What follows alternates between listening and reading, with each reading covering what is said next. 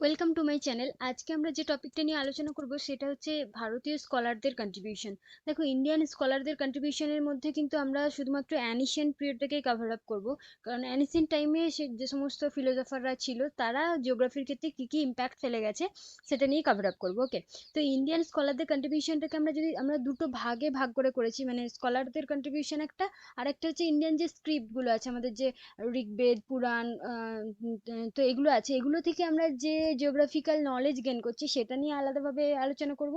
আর হচ্ছে যে সমস্ত পুরানো যুগের যে সমস্ত স্কলাররা ছিল তাদেরকে নিয়েও আলোচনা করব। দেখো, যে সমস্ত ইন্ডিয়ান স্কলাররা ছিল তারা কিন্তু মেনলি ম্যাথামেটিশিয়ান ছিল। ম্যাথের ক্ষেত্রে তাদের ইম্প্যাক্টটা অনেক বেশি ছিল।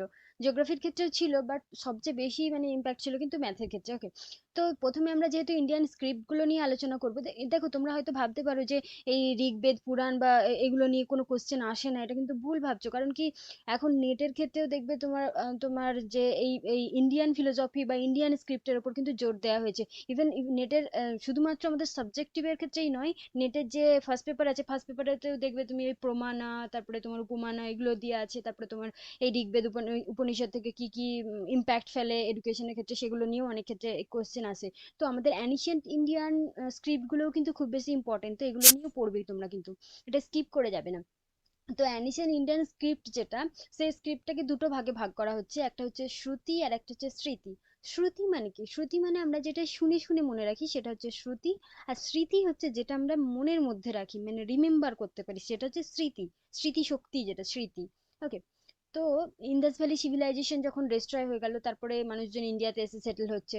তো সেই অত পুরানো আমাদের এই বেদ উপনিষদ গুলো, তো তার চেয়েও বেশি পুরানো বলতে গেলে, মানে এখন থেকে বলতে গেলে 4,000 বছর বা তার চেয়ে বেশি পুরানো। তো আমরা ইন্ডিয়ান স্ক্রিপ্টটাকে দুটো ভাগে ভাগ করলাম, একটা হচ্ছে শ্রুতি, একটা স্মৃতি। শ্রুতির মধ্যে আমরা এই বেদগুলোকে পড়বো, ঋগ্বেদা, সামবেদা, যজুবেদা, অথর্ববেদা, এগুলো হচ্ছে যে কি, মানে শ্রুতির মধ্যে আসছে। তাছাড়া দেখো, প্রত্যেকটা শ্রুতির মধ্যে আবার চারটে করে ভাগ আছে, একটা হচ্ছে সংহিতা, ব্রাহ্মণা, আরণ্যক, উপনিষদ, এগুলো আছে। ওকে, তো প্রথমে আমরা শুধুমাত্র স্ক্রিপ্টের ভাগগুলোই দেখে নেব। তাহলে শ্রুতিটার ভাগটা পড়লাম। স্মৃতির ভাগের মধ্যে কি আছে? ধর্মশাস্ত্র, পুরাণাস, ইতিহাসাস, দর্শনা, উপবেদা, বেদাঙ্গ, তারপরে আগামাস, এগুলো সব আছে। তো দেখো, এগুলো এটা যেটা বললাম যে এগুলোতে জিওগ্রাফির ক্ষেত্রে কি কি ইম্প্যাক্ট ফেলে গেছে সেগুলো নিয়ে আলোচনা করবো। যেমন ধরো রামায়ণ মহাভারত কি ইম্প্যাক্ট ফেলে গেছে, তারপরে তোমার ধর্মশাস্ত্রের মধ্যে কি কি ইম্প্যাক্ট ফেলে গেছে, পুরাণ থেকে আমরা কি কি ইতিহাস সম্পর্কে জানতে পারি। তো এগুলো সব নিয়ে কিন্তু আলোচনা করা হবে। ওকে, তো প্রথমে শুরু করা যাক। দেখো, প্রথমে আমরা দেখে নেব যে রামায়ণ মহাভারত। দেখো, রামায়ণ মহাভারতে আমরা পড়েছি যে তোমার রাম আর লক্ষ্মণের যে কাহিনী বা সীতার যে কাহিনী, তো সেখানে বিভিন্ন ধরনের মাউন্টেন, বন জঙ্গল, তারপরে তোমার রিভার টিভার, এই সমস্ত ব্যাপারগুলো কিন্তু দেয়া আছে। তো তার মানে কি, এই স্ক্রিপ্টটা পড়ে আমরা সেই জঙ্গল সম্পর্কে, সেই রিভার সম্পর্কে, এগুলো সম্পর্কে নলেজ গেইন করতে পারি না? তো যার জন্য বলা হচ্ছে যে রামায়ণ থেকে আমরা কি কি জানতে পারছি, রিভার, প্লে টু প্লেন, এগুলো সম্পর্কে ইনফরমেশন পাচ্ছি। আর তাছাড়াও সেখানে 6টা সিজনের কথা বলা হয়েছে। ওকে, তো রামায়ণের পরে দেখে নেবো। দেখো, মহাভারত। মহাভারত থেকে আমরা কি জানতে পাচ্ছি? তো মহাভারতে যে কৌরব আর পাণ্ডবদের যুদ্ধ হচ্ছে, সেই যুদ্ধতে বিভিন্ন ধরনের প্লেসের নাম দেয়া আছে, তো সেই প্লেসগুলো সম্পর্কে আমরা ইনফরমেশন পাচ্ছি। তাছাড়াও দেখো, মহাভারতটাকে কি বলা হচ্ছে, এনসাইক্লোপিডিয়া অফ জিওগ্রাফিক্যাল নলেজ। মানে মহাভারত থেকে আমরা কিন্তু মানে দেখো, এমনিতে মহাভারত থেকে আমরা কি বলবো, মোরাল নলেজ তো অনেক কিছুই পাই। ধৈর্য কিভাবে রাখতে হবে, তারপরে তোমার শান্তি কিভাবে আনতে হবে মনের মধ্যে, কিভাবে আমরা নিজেকে চেঞ্জ করব, ডেভেলপ করবো, এগুলো তো পাই। তাছাড়া আমরা শুধু জিওগ্রাফিক্যাল নলেজের ক্ষেত্রেও অনেক বেশি ইম্প্যাক্ট ফেলে গেছে, কারণ অনেক জায়গা, স্থান সম্পর্কে আমরা জানতে পারি। তো এত বেশি জায়গা সম্পর্কে জানা যায়, যার জন্য মহাভারতটাকে বলা হয় যে এনসাইক্লোপিডিয়া অফ জিওগ্রাফিক্যাল নলেজ। তো এটা কিন্তু মনে রাখবে। অনেক ক্ষেত্রে এক্সামে আসে যে এনসাইক্লোপিডিয়া অফ জিওগ্রাফিক্যাল নলেজ কাকে বলা হয়। ধরো তোমাকে অপশন দিয়ে দিল রামায়ণা, মহাভারতা, হ্যাঁ, এরকম করে অপশন দিয়ে দিল, তো তোমাকে কিন্তু মহাভারত লিখতে হবে। ওকে, তাছাড়া দেখো, মহাভারত থেকে আমরা কি জানতে পারি যে তারা হিমালয়টাকে, আমরা আমরা যেমন এখন হিমালয়ার স্টাডি করার সময় মানে ইনার হিমালয়, আউটার হিমালয়, এরকম করে করে স্টাডি করি। তো তো এই ডিভিশনটার ব্যাপারে কিন্তু মহাভারতেও আছে। অন্তর্গিরি, বহির্গিরি, অন্তর্গিরি বলতে ইনার হিমালয়, বহির্গিরি বলতে বাইরের হিমালয়টা। তো এরকম করে ডিভিশন করা আছে হিমালয়ের ব্যাপারে। তাছাড়া কৈলাস মাউন্টেনের ব্যাপারে বলা হয়েছে যে এই মাউন্টেনটা যেখানে প্রচুর ডায়মন্ড আছে আর প্রিসিয়াস স্টোন আছে, অনেক দামি দামি মূল্যবান স্টোন আছে। তো এটা গেল মহাভারতের ব্যাপারে। দেখো, এরপরে দেখো, এখানে কৈলাস মাউন্টেনের মানে স্থানটা আমি দেখিয়ে দিয়েছি, মানে আমাদের নেপাল থেকে এই জায়গাটা করে কৈলাস মাউন্টেন পড়বে। তো দেখো মহাভারতের পরে দেখো সাত কথা থেকে অনেক ক্ষেত্রে এগুলো কিন্তু এখানে অনেক কটা শর্ট কোশ্চেন কভার আপ হবে। সাত কথা থেকে আমরা কি জানতে পারি, সাত কথা মানে সাতটা পথ, তো যেখানে আমরা হচ্ছে ব্রাঞ্চেস অফ জিওগ্রাফি, বিভিন্ন জিওগ্রাফির বিভিন্ন ব্রাঞ্চেস সম্পর্কে আমরা জানতে পারছি কি থেকে, সাত পাতা থেকে। তাছাড়া দেখো ভুবন কষা, ভুবন কষা থেকে জানতে পারছি তোমার ক্লাইমেটোলজি আর মেট্রোলজি, এই দুটো ব্যাপারে ভুবন কষা বলে বইটাতে তোমার কাজ করা আছে, ওকে। তাছাড়া পদ্মপুরাণ, যেটা পদ্মপুরাণ থেকে আমরা জানতে পারছি ভূগোল, খগোল, তারপরে জ্যোতিষশাস্ত্র, এই সমস্ত ব্যাপারে। ভূগোল বলতে মানে আর্থ নিয়ে যেটা, খগোল বলতে স্পেস নিয়ে, আর জ্যোতিষশাস্ত্র বলতে যে পাম রিডিং যেটা অ্যাস্ট্রোলজি, তো এগুলো নিয়ে। ওকে, তো এরকমও কোশ্চেন আছে যে তোমার ভূগোল, খগোল আর বা জ্যোতিষশাস্ত্রের ব্যাপারে কোন বইতে আছে। তারপরে আত্রেয় ব্রাহ্মণা, এখানে আমরা রিজিওনাল ইন্ডিয়ান জিওগ্রাফি নিয়ে আমরা মানে দেখতে পাই যে রিজিওনাল ইন্ডিয়ান জিওগ্রাফি নিয়ে আলোচনা করা হয়েছে। তাছাড়া আর্থটা যে স্ফেয়ার শেপ সেটা কিন্তু অনেক আগেই আমরা জানতাম। মানে এই দেখো যখন গ্রিক রোমানরা তারা ফ্ল্যাট আর্থের কনসেপ্ট দিচ্ছে, বা তারা বলছে আর্থটা মানে চ্যাপ্টার টাইপের যেটা সারাউন্ড করে আছে কোনো রিভারের দ্বারা, তখন অত পুরানো যুগে আমরা কিন্তু জানতাম ইন্ডিয়ানরা যে আর্থ হচ্ছে ফ্ল্যাট নয়, আর্থ হচ্ছে স্ফেয়ার, ওকে। তো এই স্ফেয়ার আর্থের কনসেপ্টটা আছে তোমার আত্রেয় ব্রাহ্মণাতে, যেটা অনেক পুরানো একটা বই। তাছাড়া ঋগ্বেদাতে আমরা, ঋগ্বেদা থেকে কি কি জানতে পারি দেখো, ঋগ্বেদাতে 34টা হেভেনলি বডির কথা বলা হয়েছে, মানে গ্রহ, তারা, নক্ষত্র, এই সমস্ত 34টার কথা বলা হয়েছে। তাছাড়া সান, মুন, তারপরে 5টা গ্রহ, 27 সেলেস্টেশন, তো এইগুলোর ব্যাপারে দেখো এত পুরানো যুগে যখন দূরবীন নেই, যখন এই সমস্ত বর্তমানে যে টেকনোলজি আমরা আছে এই সমস্ত টেকনোলজি নেই, তখন এগুলো আবিষ্কার করা বা এগুলোর ব্যাপারে বলা কিন্তু একটা মিরাকেল ব্যাপার বলতে গেলে। কারণ ঋগ্বেদাটা 4000 বছরের পুরানো বা তার চেয়ে বেশি, তো এত পুরানো বইগুলোতে এগুলো সম্পর্কে নলেজ গেন করাটা খুব টাফ একটা ব্যাপার ছিল। তো সেখানে বলা হচ্ছে মার্কারি, যেটাকে বলা হচ্ছে বুধ, এই বুধের কালারটা বলা হচ্ছে গ্রিন কালার। ভেনাস যেটা শুক্র, সেটাকে বলা হচ্ছে হোয়াইট কালার। মার্স যেটা মঙ্গল, সেটাকে বলা হচ্ছে রেড কালার। দেখো মার্সের কালার কেন রেড, এগুলো আমরা জানি যে হ্যাঁ সত্যি এগুলোর কালার কিন্তু এরকমই। তারপরে তোমার জুপিটার, বৃহস্পতি যেটা, সেটা ইয়েলো কালার, বাট জুপিটারের কালার ইয়েলো কিনা জানা নেই বর্তমানে, বাট এগুলো কিন্তু তারা সেই টাইমে এই কন্ট্রিবিউশনটা গুলো দিয়েছিল। তারপরে শনি, শনি যেটা ব্ল্যাক কালার, দেখো শনির ব্যাপারে আমরা জানি যে শনি দশা চলছে, তারপরে আমাদের এইসব কুণ্ডলী ফুণ্ডলিতে আছে। তো এগুলো সম্পর্কে গ্রহগুলো সম্পর্কে অনেক আগে থেকেই জানা ছিল বলেই কিন্তু এই এই সমস্ত কি বলবো, আমরা শুনেছি যে তোমার জীবনে তো শনি দশা চলছে, মানে কত পুরানো তারা শনি গ্রহটা কিন্তু আবিষ্কার করে নিয়েছে তখন। তো যাই হোক, তো ঋগ্বেদা থেকে আমরা এগুলো জানতে পারি। তাছাড়াও দেখো চারটে ডাইরেকশনের ব্যাপারে, যেটা আগে জানা জানা ছিল যে পূর্ব, পশ্চিম, উত্তর, দক্ষিণ, সেখানে সেই ডাইরেকশনটা চেঞ্জ হচ্ছে। 6টা ডাইরেকশন হচ্ছে, একটা হচ্ছে নাদির, একটা মেরু, ঠিক আছে। নাদির বলতে নিচের দিকটা বলা হয়েছে, মেরু বলতে উপরের কথা বলা হয়েছে। তো এই দুটো নতুন করে জয়েন হচ্ছে। তাছাড়াও বলছে যে থিকনেস অফ অ্যাটমসফিয়ারের ব্যাপারে বলা হয়েছে যে যেটা বার্ড ট্রাভেল করতে পারে না, মানে অ্যাটমসফিয়ারটা এতটাই ঠিক, এতটাই পুরু যে একটা বার্ড, একটা পাখি সেটা ট্রাভেল করে যেতে পারবে না, এই কথাটা বলা হয়েছে। তাছাড়াও এখানে আমরা বিভিন্ন ধরনের রিভার, যেমন ধরো সরস্বতী রিভারের ব্যাপারে যেটা জানতে পারি, যে রিভারটা এখন আর এক্সিস্ট করে না, সেটার আর কোর্সটা বন্ধ হয়ে গেছে। তো তো দেখো আমরা জিওলজি সম্পর্কেও জানতে পারছি যে একটা রিভারের কোর্স কিভাবে মানে হিমালয়ের উত্থানের ফলে বন্ধ হয়ে যাচ্ছে, বা আগে এখানে একটা রিভার এক্সিস্ট করতো, সেটাই তো আমরা এখন আর্কিওলজিস্টরা খুঁড়ে খাড়ে বলছি। তো সেই রিভারটার ব্যাপারে কিন্তু অনেক আগে থেকে ঋগ্বেদে দেয়া আছে আছে। এবং যে রিভারটা একটা ইম্পর্টেন্ট রোল প্লে করে, যমুনা, সরস্বতী, তারপর তোমার বিতস্তা, যে গোমতী, এগুলো আছে। তো তার মধ্যে আমরা দেখছি যে সরস্বতী রিভারটা এখানে এক্সিস্ট করছে না, দ্যাট মিনস আগে ছিল এখানে নেই, তো কিভাবে তাহলে এটা মানে ডিসঅ্যাপিয়ার হয়ে গেল, সেটা সম্পর্কে আমরা আবার নতুন করে কিউরিয়াস হচ্ছি, আবার জানতে চাইছি যে কি করে হলো। তো ঋগ্বেদা থেকে কিন্তু আমরা এই সমস্ত রিভারগুলো সম্পর্কেও জানতে পারি, ওকে। এরপরে দেখো ঋগ্বেদাতে অরিজিন অফ ইউনিভার্সের একটা লজিক দেওয়া হয়েছে যে ইউনিভার্স অরিজিন হয়েছে চারটে প্রসেসের কথা বলা হয়েছে। একটা হচ্ছে যে আর্টিস্টিক, মানে গড ক্রিয়েট করেছে, গডের স্কিলের দ্বারা। গড হচ্ছে একটা একটা সুপিরিয়র পাওয়ার, সুপ্রিম পাওয়ার, যে তার আর্টিস্টিক একটা টেকনোলজির দ্বারা, মানে সে খুব ভালো একটা, মানে কি বলবো, নিখুঁত ভাবে কোনো জিনিস বানিয়েছে। তো এই আর্টিস্টিক গড একটা বানিয়েছে। আর একটা হচ্ছে মেকানিক্যাল। মেকানিক্যাল বলতে বলছে যে ডিসমেম্বারমেন্ট অফ আদি পুরুষা, মানে আদি পুরুষা বলে একজন ব্যক্তি বা একটা গড, যার ডিসমেম্বারমেন্ট, যার ছিন্ন ভিন্ন হয়ে গিয়ে, তার শরীরটা ছিন্ন ভিন্ন হয়ে গিয়ে এই সমস্ত মানে সান, মুন, স্কাই, এগুলো সব তৈরি হয়েছে, এই কথাটা বলা হয়েছে। তাছাড়া ইনস্ট্রুমেন্টাল, ইনস্ট্রুমেন্টাল বলতে অগ্নি, সূর্য দেবতা, তারপর সোম, ইন্দ্র দেবতা, এই সমস্ত দেবতারা মিলে এই আর্টটাকে ক্রিয়েট করেছে, এরকম একটা কনসেপ্ট দেওয়া যায়। আর যেটা সবচেয়ে ইম্পর্টেন্ট সেটা হচ্ছে ফিলোসফিক্যাল। ফিলোসফিক্যাল কনসেপ্টটা কি দিচ্ছে, যে আর্ট যখন এসেছিল তখন কোনো অ্যাটমসফিয়ার ছিল না, তখন কোনো স্কাই ছিল না, কোনো দিন ছিল না, রাত্রি ছিল না, মানে স্পেস যেটা ছিল সেটা হচ্ছে এমটি ছিল। আর এই ইউনিভার্সটা বর্ন হয়েছে খুব ইন্টেন্স একটা হিট থেকে। দেখো এটা কিন্তু একটা খুব ইম্পর্টেন্ট কথা, কারণ কি একটা হিট, একটা তাপ থেকে যে কিভাবে তোমার এই মানে কি বলবো গ্যাসিয়াস ম্যাটার গুলো আলাদা আলাদা ভাবে গ্রহ ট্রহ তৈরি হলো, তো এই ব্যাপারটা কিন্তু তারা হয়তো বা প্রমাণ দিতে পারেনি, বাট তারা তাই তার বইয়েতে লিখে দিয়ে গেছে। তো এটা সম্পর্কে তাদের কাছে নলেজ কিছুটা হলেও ছিল, যার জন্যই লিখেছে। তো এটা কিন্তু একটা বলতে গেলে সায়েন্টিফিক ইনভেনশন বলা যেতে পারে। তাছাড়াও ঋগ্বেদাতে যে 10টা ডাইরেকশনের কথা বলা হয়েছে, সেগুলোর মধ্যে আমরা তো নর্মালি পূর্ব পশ্চিম উত্তর দক্ষিণটা ব্যাপারে জানি। তাছাড়াও দেখি যে যেমন ধরো নর্থ ইস্ট, সাউথ ইস্ট, এগুলো নিয়েও আলাদা আলাদা ডাইরেকশন করেছে। তো নর্থ ইস্ট, সাউথ ইস্ট এগুলো নিয়ে করলেও মানে আরো 4টে হয়, তো তাহলে 8টা হলো। আর দুটোকে কি বলছে, একটা হচ্ছে ঊর্ধ্বা আর একটা অধবা। ঊর্ধ্ব আর অধ। ঊর্ধ্ব বলতে স্কাইয়ের দিকে দেখিয়েছে, যেখানে বলছে ব্রহ্মা আছে, ব্রহ্মা ক্রিয়েট করেছে যে ইউনিভার্সটা, সে স্কাইয়ের দিকে আছে, যার জন্য সে ঊর্ধ্ববা। আর অধবেতে বলেছে ইউনিভার্সাল ওশেনের কথা। ওকে, তাহলে 10টা দিকের কথা বলা হয়েছে। তাহলে এরকমও কোশ্চেন আসতে পারে তোমার ঋগ্বেদে, মানে কোন এতে 10টা দিকের কথা বলা হয়েছে, বা ফিলোসফিক্যাল যে কনসেপ্ট ইউনিভার্স ক্রিয়েটেড তাতে কি বলা হয়েছে, তো এরকম আসতে পারে কোশ্চেন। ওকে, তাহলে এরপর আমরা দেখে নেবো পুরাণের ব্যাপারে। পুরাণ থেকে আমরা কি জানতে পারছি, যে বিন্ধ্য যে পর্বত, এই যে আমাদের ইন্ডিয়ার মাঝখানে যে এই বৃন্দ পর্বত, এই বৃন্দ পর্বত সম্পর্কে জানতে পারছি, আর তার 100টা পিকের সম্পর্কে জানতে পারছি। তাছাড়া ইস্টার্ন ঘাট, যেটাকে বলা হচ্ছে মহেন্দ্রমালী, মহেন্দ্রমালী বলা হচ্ছে, মহেন্দ্রগিরি আমরা যেটা বলি এখন। তো এই ইস্টার্ন ঘাটের সম্পর্কে এখানে দেয়া হয়েছে, মানে ইনফরমেশন দেওয়া হয়েছে পুরাণেতে।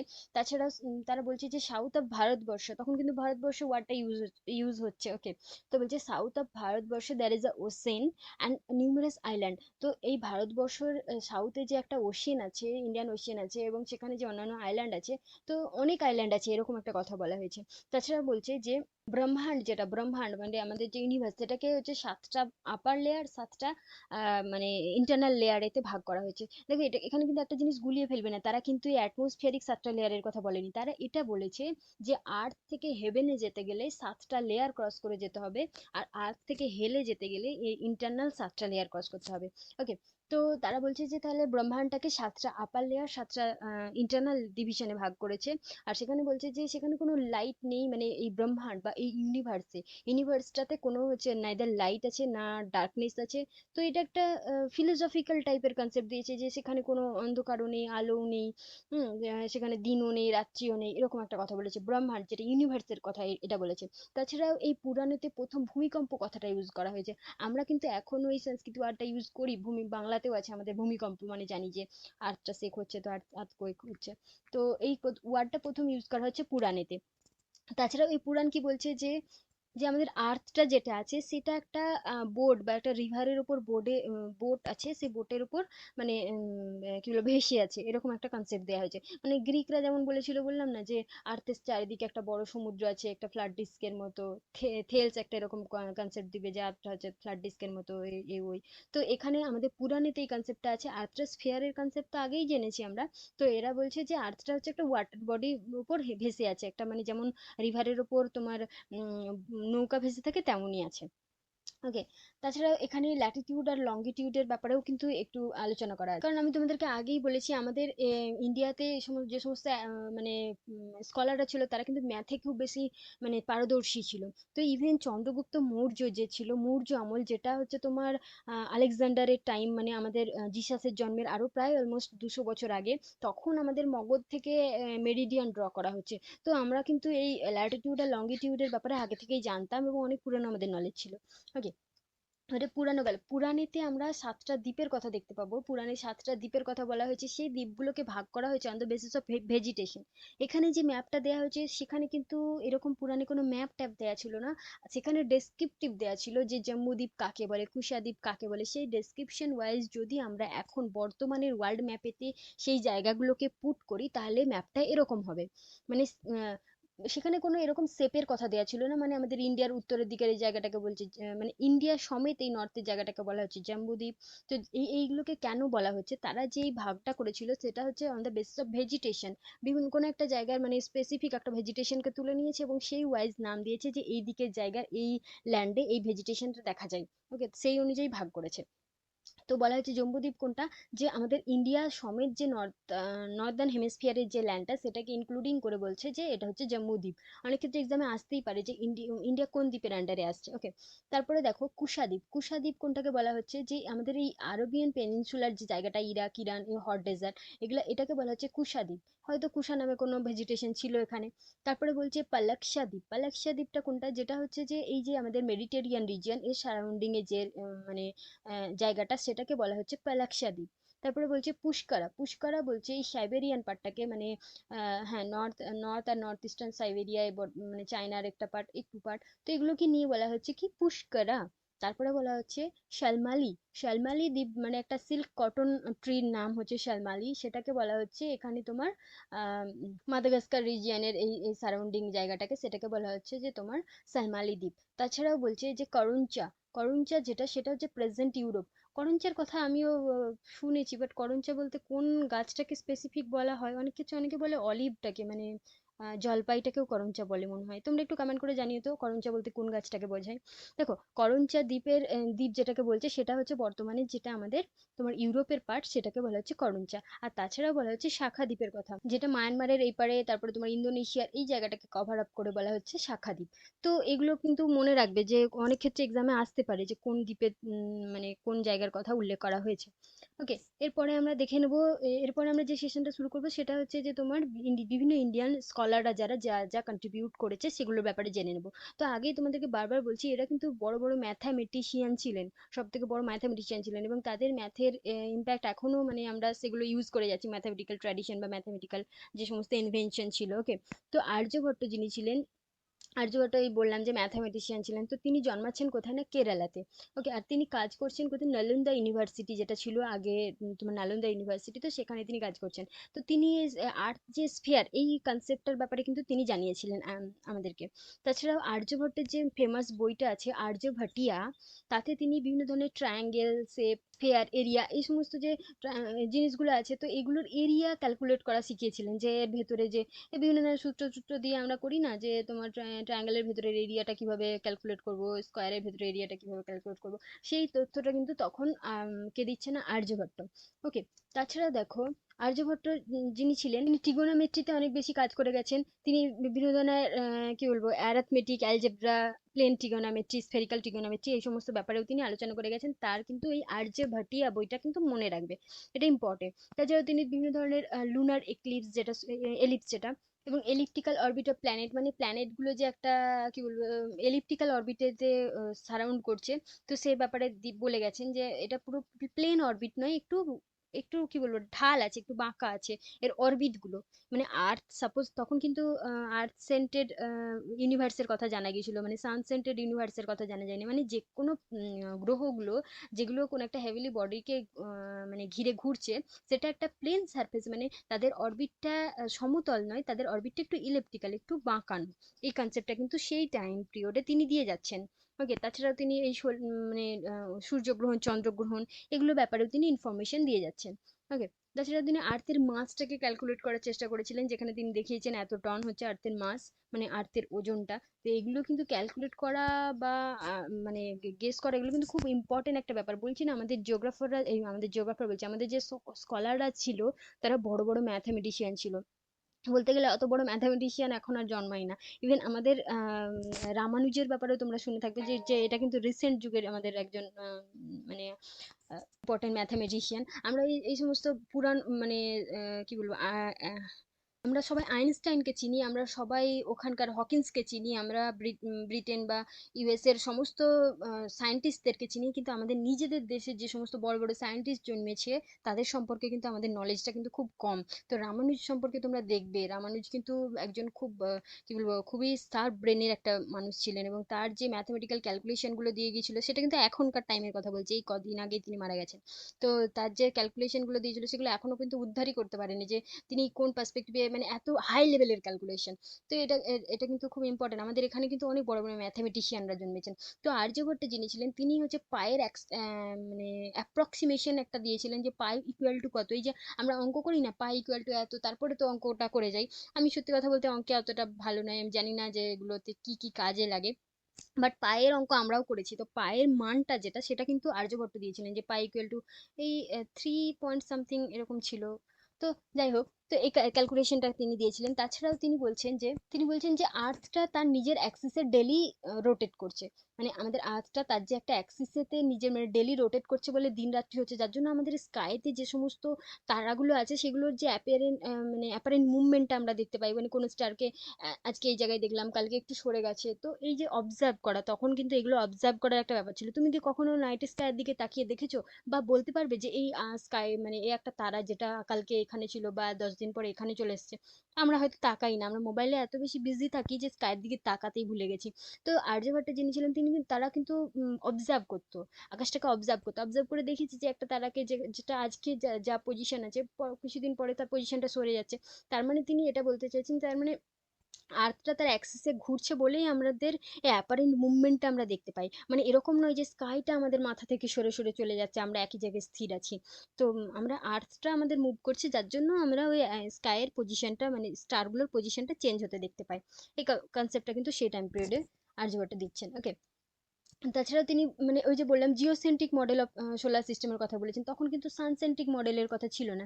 তখন বলা হয়েছিল আর্থ হচ্ছে একটা সেন্টার, আর্থের চারপাশে ঘুরছে, মুনও ঘুরছে, আবার সানকেও কিন্তু একটা গ্রহ হিসাবে ধরা হয়েছে এবং সানও ঘুরছে, এরকম একটা কিন্তু কথা বলা হয়েছে।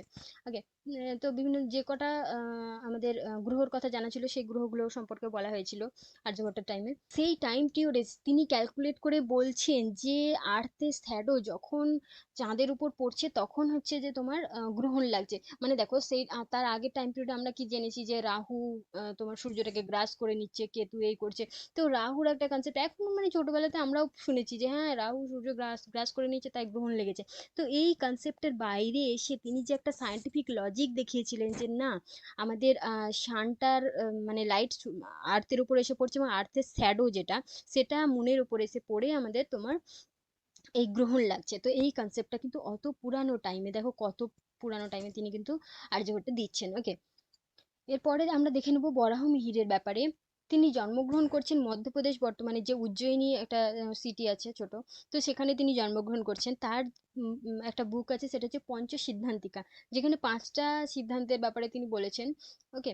তার বই থেকে আমরা অনেক অ্যানসিয়েন্ট ইন্ডিয়ান টেক্সটের সম্পর্কে জানতে পারি, যেগুলো কিন্তু অলমোস্ট লস্ট হয়ে গেছে, যেগুলোর সম্পর্কে আর এখন জানা যায় না, মানে সেই বইগুলো নষ্ট হয়ে গেছে, বাট আমরা এই বরাহমিহিরের বইতে সেই পুরানো বইগুলোর কিছু কিছু লেখা পাই। তাছাড়া তিনি গ্রিক, ইউরোপ, রোমান এদের সম্পর্কেও কিছু কিছু মানে কি বলবেন কনসেপ্ট দিয়ে গেছেন, মানে তাদের সম্পর্কে নলেজ দিয়ে গেছেন। এবারে তার যে পঞ্চসিদ্ধান্তিকা, সেই পঞ্চসিদ্ধান্তিকার মধ্যে সূর্য সিদ্ধান্ত আছে, যেখানে সানের ব্যাপারে আলোচনা করা হয়েছে। বৈশিষ্ট্য সিদ্ধান্ত আছে, যেখানে একটা স্টারের ব্যাপারে আলোচনা করা হয়েছে। আর একটা কি পৌলিশা সিদ্ধান্তের ব্যাপারে বলা হয়েছে, পৌলিশা একটা গ্রিসের সিটির কথা বলা হয়েছে। হ্যাঁ, ওকে। যেটা বর্তমানে অনেকে বলে আলেকজান্দ্রিয়া, তো পৌলিশা বলতে একটা গ্রিসের সিটির কথা বলা হয়েছে এবং তার সম্পর্কে ইনফরমেশন দেওয়া হয়েছে। তারপরে রোমানিকা সিদ্ধান্ত, যেখানে রোমের এম্পায়ারের সম্পর্কে বলা হয়েছে। ওকে। তাছাড়া পাইতাহামা সিদ্ধান্ত নাকি এরকম একটা ওয়ার্ড আছে, তো এটা সম্পর্কেও তিনি নলেজ দিয়েছেন। তো বরাহমিহির সম্পর্কে আরো আমরা অনেক কনসেপ্ট জেনে নেবো। দেখো তিনি হচ্ছে যে তোমার দেখো বরাহমিহির যে মিহিরের যে ইম্পর্টেন্ট বইটা ছিল সেটা হচ্ছে বৃহৎ সংহিতা। ছোটবেলায় পড়েছি বৃহৎ সংহিতা, এখানে লেখা আছে ব্রাহিত সংহিতা। তো এখানে এটাকে বলা হচ্ছে এনসাইক্লোপিডিয়া অফ অ্যাস্ট্রোনমি। আমরা আগে কি দেখলাম, এনসাইক্লোপিডিয়া অফ জিওগ্রাফি যেটাকে বলা, যেটা মহাভারতকে বলা হচ্ছে, এটা বলা হচ্ছে এনসাইক্লোপিডিয়া অফ অ্যাস্ট্রোনমি, যেটা বলা হচ্ছে বৃহৎ সংহিতাকে, যেটা বরাহ মিহিরের লেখা। ওকে। তো তার লেখাতে বিভিন্ন ধরনের আর্কিটেকচারের ব্যাপারে জানা যায়, টেম্পেলটা কেমন হওয়া উচিত, টেম্পেলের এই যে মাথাটা শীর্ষটা কেমন হওয়া উচিত, একটা বেদি কিভাবে বানানো উচিত, তার যে জিওমেট্রিক ক্যালকুলেশন কেমন হওয়া উচিত, তো এই সমস্ত ব্যাপারে তিনি দিয়েছেন। তাছাড়া প্ল্যানেটারি মোশনের ব্যাপারেও তিনি ইনফরমেশন দিয়ে গেছেন। তাছাড়া তিনি বিভিন্ন ধরনের হেভেনলি বডিজের ব্যাপারে ডেসক্রিপশন দিয়ে গেছেন, যেমন কি গ্রহ ট্রহর ব্যাপারে ডেসক্রিপশন দিয়ে গেছেন, তারপরে রেন ক্লাউড এই ব্যাপারেও তিনি ইনফরমেশন দিয়ে গেছেন। ওকে। একটা মেজর যে তার ইম্প্যাক্ট ছিল সেটা হচ্ছে যে তিনি গ্র্যাভিটির ব্যাপারে কিন্তু আগেই বলে গেছেন, মানে আমরা যে নিউটনের গ্র্যাভিটি পড়ি সেটার ব্যাপারে বরাহ মিহির তার অনেক আগে ইনফরমেশন দিয়ে গেছেন, যে আর্থের একটা পাওয়ার আছে যে প্রত্যেকটা জিনিসকেই সে তার সারফেসের দিকে অ্যাট্রাক্ট করে। তো এই অ্যাট্রাকশনের ব্যাপারে কিন্তু বরাহ মিহিরের বইতে আমরা আগে থেকেই জানতে পারি। ওকে। এছাড়াও তিনি বলছেন যে যদি যদি গ্রহণ লাগে ডিসেম্বরেতে, মানে তখন পশা বলা হচ্ছে ডিসেম্বরটাকে, তো গ্রহণ যদি ডিসেম্বরে লাগে তখন সেখানে তোমার ফেমাইন হবে, মানে দুর্ভিক্ষ দেখা দিবে। তো বিভিন্ন ধরনের গ্রহণ কখন লাগলে কি হতে পারে সেই ব্যাপারে তিনি দিয়েছেন যে এপ্রিলে যদি গ্রহণ লাগে তখন তোমার রেনফল হতে পারে ভালো। তারপরে বলছেন মার্চ বা জুনের দিকে যদি ফাগুনা, যেটা মার্চ ফাগুন, ফাগুন মাস যেটা বলা হয়, তো এই টাইমে যদি তোমার গ্রহণ লাগে তখন ইনঅসপিশিয়াস। ইনঅসপিশিয়াস বলতে কি বোঝানো হয়েছে আমি ঠিক বুঝতে পারিনি। ইনঅসপিশিয়াস বলতে এটা একটা সংস্কৃত টার্ম। তো যাই হোক, তো এগুলো সম্পর্কে তিনি বলেছেন যে এক একটা সময়ে গ্রহণ লাগলে কি কি হতে পারে, কখনো গ্রহণ লাগলে হতে পারে দুর্ভিক্ষ, কোন টাইমে গ্রহণ লাগলে বেশি রেনফল হবে, এই সমস্ত ব্যাপারে ইনফরমেশন দিয়েছেন। বাট এটার কিন্তু সায়েন্টিফিক লজিক এখনো খুঁজে পাওয়া পসিবল হয়নি যে সত্যিই কোনো গ্রহণের সঙ্গে এই দুর্ভিক্ষ বা রেনফলের কোনো মানে কানেকশন আছে কিনা। ওকে, তো তিনি আর্থের যে ডাইমেনশনটা দিয়েছিলেন তো সেটা সম্পর্কে অলমোস্ট অ্যাকুরেটলি একটা ক্যালকুলেশন দিয়েছিলেন যে আর্থের মানে সাইজ আর ডাইমেনশনের ব্যাপারে। এরপরে আমরা জেনে নেব ব্রহ্মগুপ্তের ব্যাপারে। দেখো, ব্রহ্মগুপ্ত যিনি ছিলেন তিনি একদিকে একদিকে ম্যাথামেটিশিয়ান ছিলেন, অন্যদিকে অ্যাস্ট্রোলজারও ছিলেন। ওকে, তো তিনি বাস করছেন মানে বর্তমানে যেটা রাজস্থানের ভিনমাল বলে একটা জায়গা আছে, সেখানে তিনি জন্মগ্রহণ করছেন। এবং তার যে তিনি যে টাইম পিরিয়ডে জন্মেছেন সেটা হচ্ছে গুজ্জার প্রতিহার, যে আমাদের ডাইনেস্টির ব্যাপারে হিস্ট্রিতে পড়েছি গুজ্জার প্রতিহার ডাইনেস্টি, তো সেই টাইম পিরিয়ডে কিন্তু ব্রহ্মগুপ্ত জন্মাচ্ছেন। এবং সেই ডাইনেস্টিতে তার কাজও আছে। ওকে, এখানে গুজ্জার প্রতিহার কোন জায়গাটাই থাকবে সেই যে একটা ম্যাপ দিয়ে দিয়েছি। তো সেন্ট্রাল ইন্ডিয়ার বা নর্থার্ন ইন্ডিয়ার এই আপার পার্টটা, এখানটায় গুজ্জার প্রতিহারদের রাজত্ব থাকবে। তো দেখো, তার যে ফেমাস বইটা ছিল সেটা হচ্ছে ব্রহ্মসূত্র সিদ্ধান্ত, যেটাতে তিনি বিভিন্ন ধরনের অ্যাস্ট্রোনমিক্যাল ওয়ার্কের ব্যাপারে জানিয়েছেন। দেখো, ব্রহ্মগুপ্ত সব থেকে বেশি ইম্পর্টেন্ট রোল ছিল যে তিনি জিরো আবিষ্কার করেছিলেন। ঠিক আছে, তো এই জিরো ছাড়া আমাদের এখন এর ম্যাথামেটিক্সের ব্যাপারে আমরা ভাবতেই পারি না। তো তার প্রথম আবিষ্কার ছিল যেটা, সেটা হচ্ছে জিরো, যেটা খুব মেজর ইম্পর্টেন্ট একটা রোল প্লে করছে। তাছাড়া তিনি ইন্ডিয়ান ম্যাথামেটিক্সে অনেক বেশি কাজ করে গেছেন। তিনি পাটিগণিত, বীজগণিতের ব্যাপারে আমরা তার থেকে ইনফরমেশন জানতে পারি। আমি তোমাদেরকে আগেই বলেছি এই সমস্ত স্কলারদের ব্যাপারে আমরা কিন্তু বেশি যেটা জানবো সেটা হচ্ছে ম্যাথের ব্যাপারে। মানে জিওগ্রাফির ক্ষেত্রে তাদের ইম্পর্টেন্ট আছে, বাট ম্যাথামেটিক্সে তাদের রোলটা বেশি ছিল। ওকে, তো তার মধ্যেও বেছে বেছে যে সমস্ত জিওগ্রাফির ফিল্ডে তাদের কাজ আছে সেগুলো একটু উল্লেখ করার চেষ্টা করেছি। এই বইটা একটা সংস্কৃত নাম আছে, খন্ডকা ডিয়াকা, বা আমরা যদি বলি হয়তো বা খন্দক দিয়া, এরকম কিছু বইটার নাম। তো এই বইটাতে তিনি বোঝাতে চেয়েছেন যে একটা আমরা আমরা যে মানে দিন আর রাত্রির স্টার্টিংটা কোথায় হচ্ছে, মানে একটা দিনের স্টার্টিং কোথায় হচ্ছে, তিনি বলছেন যে মিড নাইটের পরে আমরা পরের দিন কাউন্ট করব। মানে আমরা যেমন আমরা এখনো তো করি না, মিড নাইট যখন হয়ে যাচ্ছে 12টার পরে আমরা পরের দিনটা কাউন্ট করি। তো সেই কনসেপ্টটা কিন্তু এই ব্রহ্মগুপ্ত সেই টাইম পিরিয়ডে দিয়েছিলেন। ওকে, এছাড়াও তিনি বলছেন যে সার্কামফারেন্স অফ আর্থের মানে কি বলবো, এই যে সার্কামফারেন্সটা তিনি কিন্তু মেজার করার চেষ্টা করেছিলেন সেই টাইম পিরিয়ডেতে। ওকে, তো বরাহমিহির যে গ্র্যাভিটেশনাল ফোর্সের কথা বলেছেন, যে আর্থ প্রত্যেকটা জিনিসকে তার নিজের দিকে অ্যাটাক করে, অ্যাট্রাক্ট করে, টানে। তো সেই ফোর্সটাকে তিনি বলছেন গুরুত্বাকর্ষণ, যেটা মানে হিন্দিতে যেটা বলা হয় না গুরুত্বাকর্ষণ, মানে আর্থের গুরুত্বাকর্ষণ। তো এই গুরুত্বাকর্ষণের মানে এই টার্মটা তিনি দিয়েছেন, যে এই ফোর্সটার নাম দিয়েছেন গুরুত্বাকর্ষণ।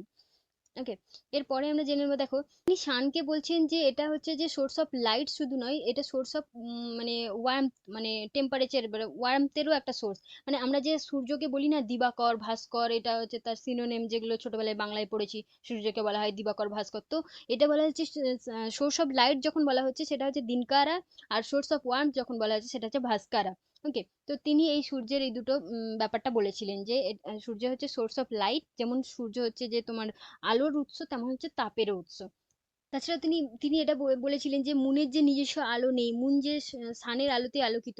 তো সেই কনসেপ্টটা তিনি দিয়েছেন যে আমাদের মানে কাছাকাছি যেটা আছে, আর্থের কাছাকাছি আছে সান, বাট এই আর্থের কাছাকাছি আছে মুন, এবং সানটা অনেকটা দূরে আছে। এবং সানের মানে কত ডিগ্রি পজিশনেতে গেলে তোমার ওই চাঁদের উপর লাইট পড়ছে, যার জন্য পূর্ণিমার সময় আমরা চাঁদটাকে পুরো দেখতে পাই। মানে এটা এটা চাঁদের নিজস্ব আলো নয়, এটা সূর্যের আলো যেটা এসে পড়ছে, রিফ্লেক্ট হচ্ছে।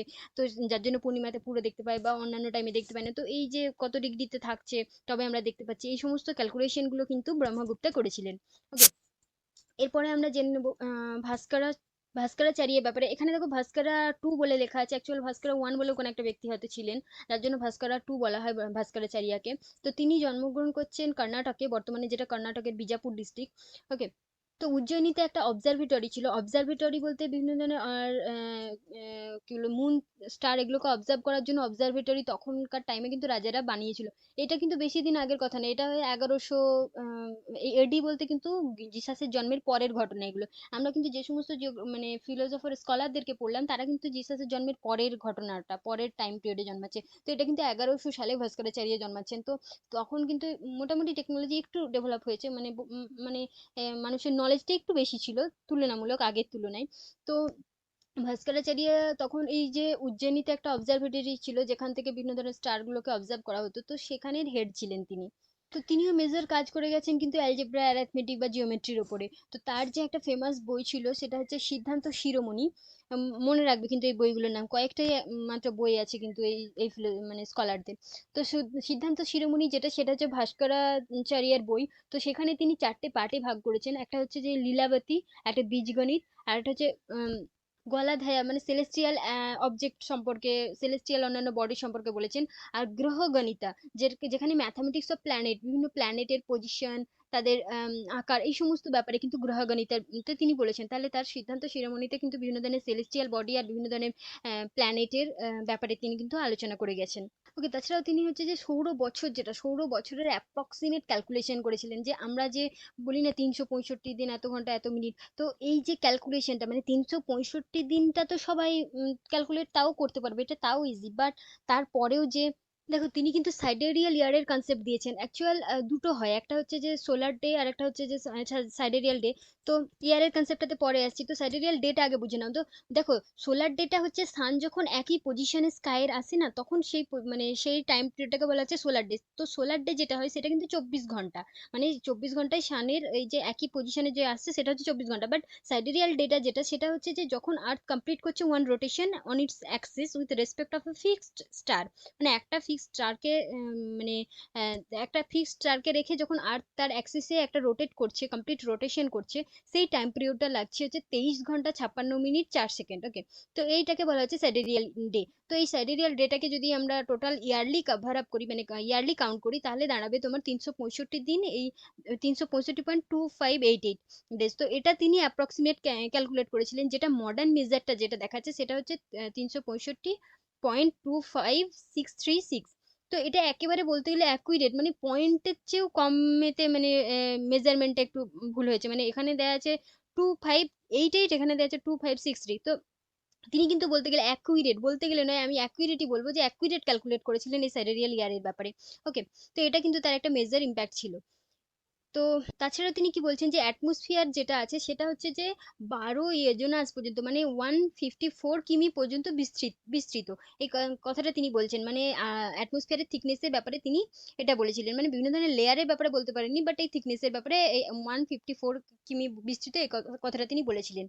ওকে, তাহলে আমরা যদি অ্যানিসেন্ট ইন্ডিয়ান স্কলারদের কনসেপ্ট গুলো মানে কিছু কিছু ইম্পর্টেন্ট কনসেপ্ট দেখায়, তো তাহলে দেখতে পাবো যে ইউনিভার্সকে তারা, ব্রহ্মাণ্ডকে তারা ভাগ করেছে যে 7টা আপার লেয়ার আছে, 7টা ইন্টারনাল লেয়ার আছে।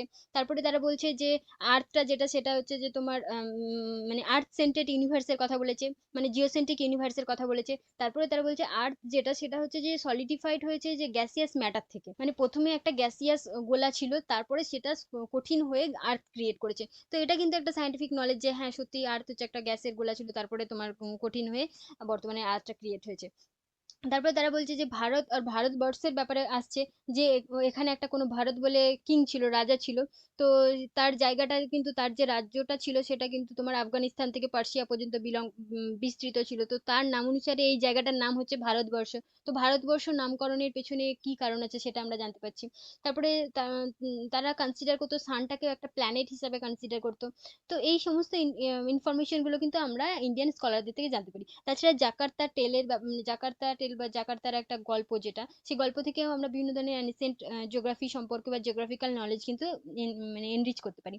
তো এই ছিল ইন্ডিয়ান স্কলারদের কনসেপ্ট আর হচ্ছে তোমার ইন্ডিয়ান স্ক্রিপ্টের ব্যাপারে। তো এখান থেকে আমরা কিভাবে জিওগ্রাফির নলেজ, কোন জায়গা থেকে কতটা জিওগ্রাফিক্যাল নলেজ গেইন করছি সেই ব্যাপারে ডিটেল ডেসক্রিপশন দেওয়া ছিল।